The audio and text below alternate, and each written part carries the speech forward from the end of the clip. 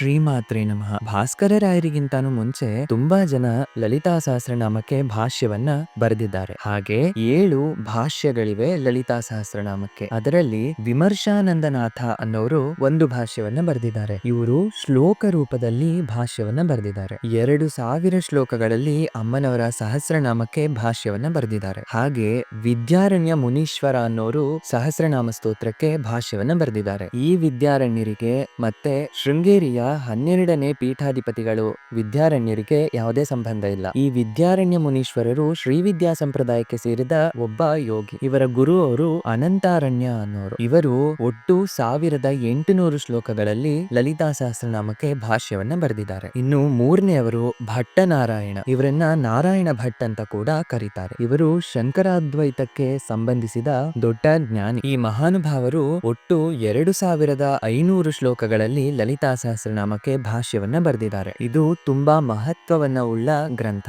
ಇದಕ್ಕೆ ಜಯಮಂಗಳ ವ್ಯಾಖ್ಯಾನ ಅಂತ ಹೆಸರು. ಇದು ಸುಲಭವಾಗಿ ಎಲ್ಲಾ ಕಡೆ ಲಭ್ಯವಾಗ್ತಾ ಇದೆ. ತುಂಬಾ ಮಹತ್ವವುಳ್ಳ ಗ್ರಂಥ ಇದು. ಇನ್ನು 4ನೇದು ಶಂಕರ ಪಂಡಿತರು ಅಂತ ಒಬ್ರು. ಇವರು ತುಂಬಾ ಚೆನ್ನಾಗಿ ಲಲಿತಾ ಸಹಸ್ರನಾಮಕ್ಕೆ ಭಾಷ್ಯವನ್ನ ರಚಿಸಿದ್ದಾರೆ. ಇನ್ನು 5ನೇವರು ನಮ್ಮ ಭಾಸ್ಕರರಾಯರು. ಭಾಸುರಾನಂದನಾಥ ಅನ್ನೋ ದೀಕ್ಷಾ ನಾಮವನ್ನ ಹೊಂದಿದವರು. ಸೌಭಾಗ್ಯ ಭಾಸ್ಕರ ಅನ್ನೋ ಹೆಸರಿಂದ ಲಲಿತಾ ಸಹಸ್ರನಾಮಕ್ಕೆ ಭಾಷ್ಯವನ್ನ ರಚಿಸಿದ್ದಾರೆ. ಇನ್ನು 6ನೇವರು ಶ್ರೀ ಶ್ರೀ ಶ್ರೀ ಕಲ್ಯಾಣಂದ ಭಾರತಿ ಸ್ವಾಮಿಯವರು. ಕಲ್ಯಾಣಿ ಅನ್ನುವಂತ ಅದ್ಭುತವಾದ ಭಾಷ್ಯವನ್ನ ರಚಿಸಿದ್ದಾರೆ ಅವರು. ಇನ್ನು 7ನೇದು ವಿಮಲಾನಂದನಾಥ ಅನ್ನೋರು ಅದ್ಭುತವಾದ ಲಲಿತಾ ಸಹಸ್ರನಾಮ ಭಾಷ್ಯವನ್ನ ಬರೆದಿದ್ದಾರೆ. ಒಟ್ಟಾಗಿ 7 ವಿಧದ ಭಾಷ್ಯಗಳಿವೆ ಲಲಿತಾ ಸಹಸ್ರನಾಮ ಸ್ತೋತ್ರಕ್ಕೆ. ಇದರಲ್ಲಿ ನಾವು ಪ್ರಧಾನವಾಗಿ 2 ಭಾಷ್ಯವನ್ನ ಮಥನ ಮಾಡ್ತಾ, ಇನ್ನು ಗುರುಗಳ ದಯೆಯಿಂದ ಇತರ ಪುರಾಣಗಳನ್ನ ಪಠಿಸಿರೋದ್ರಿಂದ, ಮಾಡಿದ ಸಾಧನೆಯಿಂದ, ಅಮ್ಮನವರ ಕೃಪೆಯಿಂದ ಲಭಿಸಿದ ವಿಜ್ಞಾನವನ್ನ ಒಟ್ಟಾರೆ ಸೇರಿಸಿ ಲಲಿತಾ ಸಹಸ್ರನಾಮಕ್ಕೆ ವ್ಯಾಖ್ಯಾನವನ್ನ ಹೇಳ್ಕೊಳ್ತಾ ಇದೀವಿ. ಈಗ ಶ್ರೀವಿದ್ಯಾ ಸಂಬಂಧವಾದ ಈ ಸಹಸ್ರನಾಮ ವಿಧಿಯಲ್ಲಿ ಭಾಸ್ಕರರಾಯರ ನಾಮವಿದ್ಯೆಯನ್ನ ಎಷ್ಟು ಪ್ರಮಾಣವಾಗಿ ತಗೊಳ್ತಾ ಇದೀವೋ ಅದೇ ವಿಧವಾಗಿ ಭಟ್ಟನಾರಾಯಣರು ರಚಿಸಿರುವ ಜಯಮಂಗಳ ವ್ಯಾಖ್ಯಾನವನ್ನು ಕೂಡ ಪ್ರಮಾಣವಾಗಿ ತಗೊಳ್ತಿದ್ದೀನಿ. ಇಲ್ಲಿ ನಾವು ಪ್ರಧಾನವಾಗಿ ತಗೊಂಡಿರೋದು 2 ಗ್ರಂಥಗಳು. ಒಂದು ಭಟ್ಟನಾರಾಯಣರು ರಚಿಸಿರುವ ಜಯಮಂಗಳ ವ್ಯಾಖ್ಯಾನ, ಇನ್ನೊಬ್ರು ಭಾಸ್ಕರರಾಯರು ರಚಿಸಿರುವ ಸೌಭಾಗ್ಯ ಭಾಸ್ಕರ. ಈಗ ನಮಗೆ ಹೆಚ್ಚು ಪಾರಾಯಣದಲ್ಲಿ ಎಲ್ಲರಿಗೂ ಸಿಗ್ತಾ ಇರೋ ಪಠ್ಯ ಭಾಸ್ಕರರಾಯರು ಯಾವ ಪಠ್ಯವನ್ನ ಸ್ವೀಕರಿಸಿ ಭಾಷ್ಯವನ್ನ ರಚನೆ ಮಾಡಿದಾರೋ ಆ ಪಠ್ಯವೇ ಎಲ್ಲರಿಗೂ ದೊರಕ್ತಾ ಇರೋದು. ಈಗ ಅದನ್ನೇ ಎಲ್ಲರೂ ಪಠಿಸ್ತಾ ಇದ್ದಾರೆ. ಭಟ್ಟನಾರಾಯಣರು ರಚಿಸಿರುವ ಪಠ್ಯಕ್ಕೂ ಈ ಪಠ್ಯಕ್ಕೂ ಕೆಲವು ಕಡೆ ವ್ಯತ್ಯಾಸ ಇದೆ. ಕೆಲವನ್ನ ಅಲ್ಲಿಂದ ಇಲ್ಲಿಗೆ, ಇಲ್ಲಿಂದ ಅಲ್ಲಿಗೆ ತಗೊಳ್ಳೋ ಅವಶ್ಯಕತೆ ಇದೆ. ಅದರಲ್ಲಿ ಯಾವ ಸಂದೇಹನೂ ಇಲ್ಲ. ಯಾಕೆಂದ್ರೆ ಇಲ್ಲಿ ಹಯಗ್ರೀವ ಸ್ವಾಮಿಯವರು ಅಗಸ್ತ್ಯ ಮುನಿಯ ಜೊತೆ ಮಾತನಾಡ್ತಾ ಇಲ್ಲಿವರೆಗೂ ಇಷ್ಟೆಲ್ಲ ಹೇಳ್ದೆ ಅಲ್ವಾ ಅಂತ ಕೆಲವನ್ನ ಹೇಳ್ತಾರೆ. ಅದರಲ್ಲಿ ಲಲಿತೋಪಾಖ್ಯಾನ ಇತ್ಯಾದಿ ವಿಷಯಗಳಿದಾವೆ. ಆ ವಿಷಯಗಳನ್ನು ಕೂಡ ತಿಳ್ಕೊಂಡು ಲಲಿತಾ ಸಹಸ್ರನಾಮ ಸ್ತೋತ್ರವನ್ನ ಓದಿದ್ರೆ ತಪ್ಪದೆ ಈಗ ನಮಗೆ ತುಂಬಾ ಅಭ್ಯಾಸ ಆಗಿರುವ ಪಠ್ಯದಲ್ಲಿ ಕೆಲವು ಸವರಣೆಗಳನ್ನ ಮಾಡ್ಕೊಳ್ಳೇಬೇಕು. ಹಾಗೆ ಸವರಣೆ ಮಾಡ್ಕೋಬೇಕಾದವು ಕೆಲವಿದಾವೆ. ಉದಾಹರಣೆಗೆ ಕಾಲಕಂಠಿ ಅಂತ ಒಂದು ಮಾತಿದೆ ನಮ್ಗೆ. ಕಾಲಕಂಠಿ ಕಾಂತಿಮತಿ ಅಂತ. ಈ ಕಾಲಕಂಠಿ ಅನ್ನೋದು ಭಾಸ್ಕರರಾಯರ ಪಾಠ. ಅದು ತಪ್ಪು ಅಂತ ಅಲ್ಲ, ಆದ್ರೆ ಜಯಮಂಗಳ ವ್ಯಾಖ್ಯಾನದಲ್ಲಿ ಅದು ಕಲಕಂಠಿ ಅಂತ ಬರುತ್ತೆ. ಸರಿಯಾಗಿ ಪ್ರಾಮಾಣಿಕವಾಗಿ ನೋಡಿದ್ರೆ ಕಲಕಂಠಿ ಅನ್ನೋದೇ ಸರಿ ಹೋಗ್ತಾ ಇದೆ. ಆಗ ಅದನ್ನ ಸ್ವೀಕರಿಸಬಹುದು. ಕೆಲವು ಮಾತ್ರ ಇಬ್ಬರದ್ದೂ ತುಂಬಾ ಚೆನ್ನಾಗೇ ಇದೆ, ಇಬ್ಬರದ್ದೂ ಸರಿಯಾಗಿ ಇದ್ರು ಪಠ್ಯದಲ್ಲಿ ಮಾತ್ರ ವ್ಯತ್ಯಾಸಗಳಿವೆ. ಅರ್ಥದಲ್ಲಿ ಎರಡೂ ಸರಿಯಾಗಿರ್ಬೇಕಾದ್ರೆ ಏನ್ ಮಾಡ್ಬೇಕು ಅಂದ್ರೆ ಇಬ್ಬರದ್ದು ಪಠ್ಯ ಭೇದ ಕಾಣಿಸಿದ್ರು ಕೂಡ ಅರ್ಥದಲ್ಲಿ ಇಬ್ಬರದ್ದು ಉಚಿತವಾಗಿರುವಾಗ ಭಾಸ್ಕರರಾಯರದ್ದೇ ಸ್ವೀಕರಿಸಬೇಕು. ಹಾಗಿದ್ರೆ ಅಯ್ಯ ಅದು ಕೂಡ ಸರಿಯಾಗಿರ್ಬೇಕಾದ್ರೆ ಅದನ್ನ ಯಾಕೆ ತಗೊಳ್ಳಿಲ್ಲ ಅಂತ ಆ ಮತದವರು ಬಂದು ಯುದ್ಧ ಮಾಡಬಹುದು. ಸಾಮಾನ್ಯರಲ್ಲ, ಪಂಡಿತರು ಮಾಡ್ತಾರೆ. ಚರ್ಚೋಪಚರ್ಚೆಗಳು ಬೇಡ. ಇಲ್ಲಿ ಭಕ್ತಿ ಪ್ರಧಾನ ಮಾರ್ಗದಲ್ಲಿ ಮಾತ್ರ ಹೋಗ್ತಿದೀವಿ ಈಗ. ಹಾಗಾದ್ರೆ ಇಬ್ಬರ ಪಠ್ಯದಲ್ಲೂ ಭೇದ ಇದ್ರು ಅರ್ಥದಲ್ಲಿ ಮಾತ್ರ ಪರವಾಗಿಲ್ಲ ಅಂದಾಗ ಮಾತ್ರ ಭಾಸ್ಕರರಾಯರ ಪಠ್ಯವನ್ನೇ ತಗೊಳ್ಳೋದಾಗಿದೆ. ಇದನ್ನ ಉಪೋದ್ಘಾತದಲ್ಲಿ ಮೊದಲೇ ಮನವಿ ಮಾಡ್ಕೊತಾ ಇದೀವಿ. ಯಾಕೆ ಭಾಸ್ಕರರಾಯರ ಪಠ್ಯವನ್ನೇ ತಗೊಳ್ತಾ ಇದೀವಿ ಅಂದ್ರೆ ಲೋಕದಲ್ಲಿ ತುಂಬಾ ಪ್ರಸಿದ್ಧಿ ಹೊಂದಿರುವಾಗ, ಅದರಲ್ಲಿ ದೋಷ ಇಲ್ಲದೆ ಇರುವಾಗ ಅದನ್ನ ಸ್ವೀಕರಿಸಬಹುದು. ಇಲ್ಲಿ 2 ಹೇಳಿದ್ವಿ, ಒಂದು ಪ್ರಸಿದ್ಧಿ ಹೊಂದಿರೋದು, ಇನ್ನೊಂದು ದೋಷ ಇಲ್ಲದೆ ಇರೋದು. ಉದಾಹರಣೆಗೆ ಮಾಣಿಕ್ಯ ಮಕುಟಾಕಾರ ಜಾನುದ್ವಯ ವಿರಾಜಿತ ಅಂತ ಇದೆ ಭಾಸ್ಕರರಾಯರ ಪಠ್ಯದಲ್ಲಿ. ಮಾಣಿಕ್ಯ ಮುಕುರಾಕಾರ ಜಾನುದ್ವಯ ವಿರಾಜಿತ ಅಂತ ಇದೆ ಜಯಮಂಗಳ ವ್ಯಾಖ್ಯಾನದಲ್ಲಿ. ಪ್ರಾಮಾಣಿಕವಾಗಿ ಸರಿಯಾಗಿರೋದು ಮಾಣಿಕ್ಯ ಮುಕುರಾಕಾರ, ಅದರಲ್ಲಿ ಯಾವ ಸಂದೇಹ ಇಲ್ಲ. ಆದ್ರೆ ಮಕುಟಾಕಾರ ಅಂತ ಹೇಳಿದ್ರೆ ಭೇದ ಏನೂ ಇಲ್ಲ.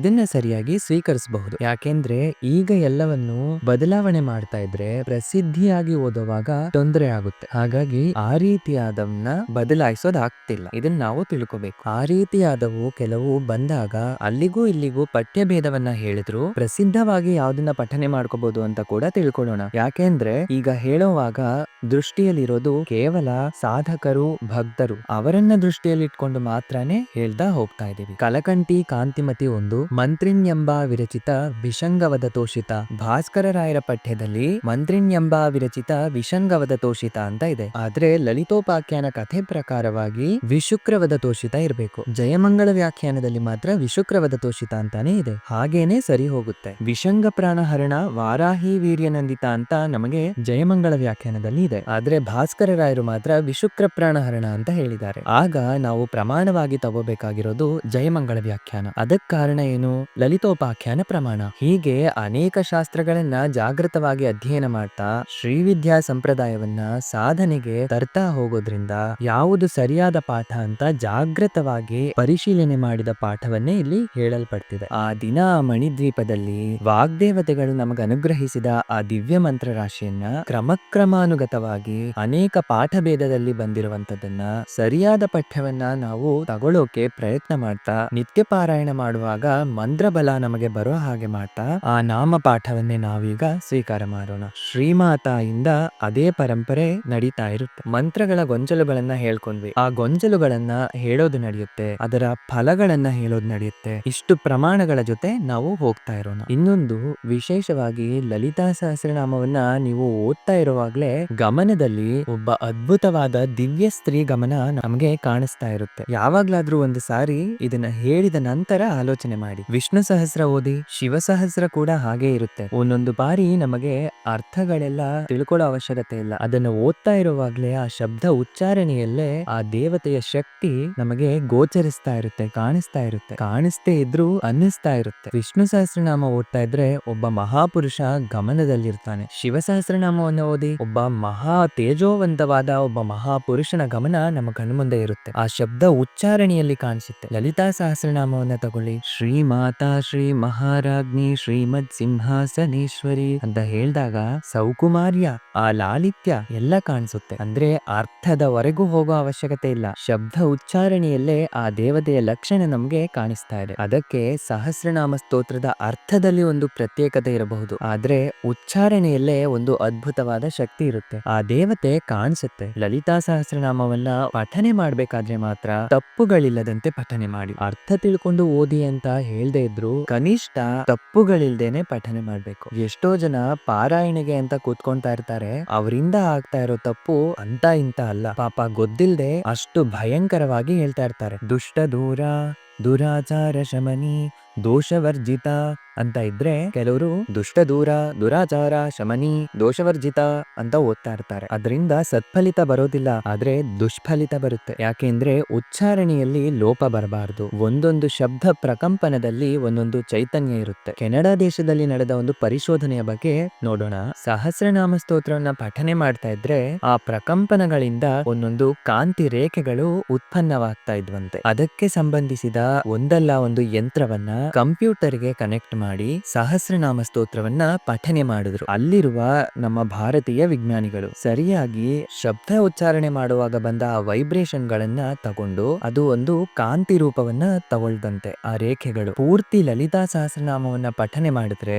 ಬಂದ ರೇಖಾ ರೂಪ ಯಾವುದು ಅಂದ್ರೆ ಶ್ರೀಚಕ್ರ. ಅಂದ್ರೆ ಸಹಸ್ರನಾಮ ಸ್ತೋತ್ರವನ್ನ ಪಠನೆ ಮಾಡ್ತಾ ಇದ್ರೆ ನಮಗ್ ತಿಳಿಯದೇನೆ ನಮ್ಮ ಸುತ್ತ ಶ್ರೀಚಕ್ರ ತಯಾರಾಗ್ತಾ ಇರುತ್ತೆ. ಆಗ ಶಬ್ದ ಪ್ರಕಂಪನದಲ್ಲಿ ವ್ಯತ್ಯಾಸ ಇದ್ರೆ ರೇಖೆಗಳು ಸ್ಟ್ರೈಟ್ ಆಗಿ ಬರ್ದೇನೆ ಪಕ್ಕಕ್ಕೆ ಹೋಗೋದಿಲ್ವಾ, ಇದನ್ನ ತಿಳ್ಕೊಳ್ಳಿ. ಹಾಗೆ ಲಲಿತಾ ಸಹಸ್ರನಾಮ ಸ್ತೋತ್ರದಿಂದ ಬಂದ ಉಚ್ಚಾರಣೆಯ ಪ್ರಕಂಪನಗಳಲ್ಲಿ ಅದ್ಭುತವಾದ ದೇವತಾ ಮೂರ್ತಿಗಳು, ದೇವತಾ ಚೈತನ್ಯಗಳು, ಯಂತ್ರ ವಿಜ್ಞಾನಗಳು ಎಲ್ಲ ಇದಾವೆ ಇದ್ರಲ್ಲಿ. ಅದಕ್ಕೆ ಉಚ್ಚಾರಣೆ ತುಂಬಾ ಅವಸರ. ಅರ್ಥ ಸ್ಫುರಣದಿಂದ ಓದಿದ್ರೇನೆ ನಿಜವಾದ ಪಾರಾಯಣ ಆಗುತ್ತೆ. ಇದನ್ನ ಕೂಡ ತಿಳ್ಕೋಬೇಕು. ಹಾಗಂತ ಕೂತ್ಕೊಂಡು ಇವತ್ತು ಲಲಿತಾ ಸಹಸ್ರನಾಮ ಓದಕ್ ಆಗ್ಲೇ ಇಲ್ವಲ್ಲ ಅಂತ ಟಕ ಟಕ ಅಂತ ಓದ್ಬಿಟ್ರೆ ಅವ್ರನ್ನೇನ್ ನಾನು ನಿರುತ್ಸಾಹ ಪಡಿಸ್ತಿಲ್ಲ. ಆದ್ರೆ ಅದು ಈ ದಿನ ಇನ್ನ ಓದ್ಲಿಲ್ಲ ಅನ್ನೋದಕ್ಕೆ ಓದಿದಾಗ ಆಯ್ತು ಅಷ್ಟೇ. ಆದ್ರೆ ತಾಳ್ಮೆಯಿಂದ ಕುತ್ಕೊಂಡು ಅರ್ಥ ಸ್ಫುರಣದಿಂದ ಪಠನೆ ಮಾಡಿದ್ರೆ ಅದರ ಶಕ್ತಿ ಬೇರೆನೆ. ಅದೇ ಒಂದು ಪರಿಪೂರ್ಣವಾದ ಶಕ್ತಿ. ಹಾಗೆ ನಾವು ಲಲಿತಾ ಸಹಸ್ರನಾಮವನ್ನ ಪಠನೆ ಮಾಡ್ತಾ ಗ್ರಹಿಸಬೇಕು. ಇದುವರೆಗೂ ಲಲಿತಾ ಸಹಸ್ರನಾಮ ವ್ಯಾಖ್ಯಾನದಲ್ಲಿ ಉಪೋದ್ಘಾತವನ್ನ ಆಗಿದೆ. ಈ ಉಪೋದ್ಘಾತದಿಂದ ಹಯಗ್ರೀವ ಸ್ವಾಮಿ ಅಗಸ್ತ್ಯ ಮಹರ್ಷಿಗಳಿಗೆ ಲಲಿತಾ ಸಹಸ್ರನಾಮದ ಅವತಾರಿಕವನ್ನ ಹೇಳಿದ್ರು. ಭಾಷ್ಯವನ್ನ ತಿಳ್ಕೊಳ್ಳೋಕೆ ಮೊದಲು ಒಂದು ಬಾರಿ ನಾವು ಲಲಿತಾ ಸಹಸ್ರನಾಮವನ್ನ ಸರಿಯಾಗಿ ಪಠನೆ ಮಾಡೋಣ. ಮುಂದಿನ ಭಾಗದಲ್ಲಿ ಸರಿಯಾಗಿ ತಪ್ಪಿಲ್ಲದ ಹಾಗೆ ಲಲಿತಾ ಸಹಸ್ರನಾಮ ಸ್ತೋತ್ರವನ್ನ ಒಂದು ಬಾರಿ ಓದಿ ತದನಂತರ ಶ್ರೀಮಾತ ಅನ್ನೋ ದಿವ್ಯನಾಮದಿಂದ ಸಹಸ್ರನಾಮ ವ್ಯಾಖ್ಯಾನವನ್ನ ಶುರು ಮಾಡೋಣ. ಶ್ರೀಮಾತ್ರೇ ನಮಃ.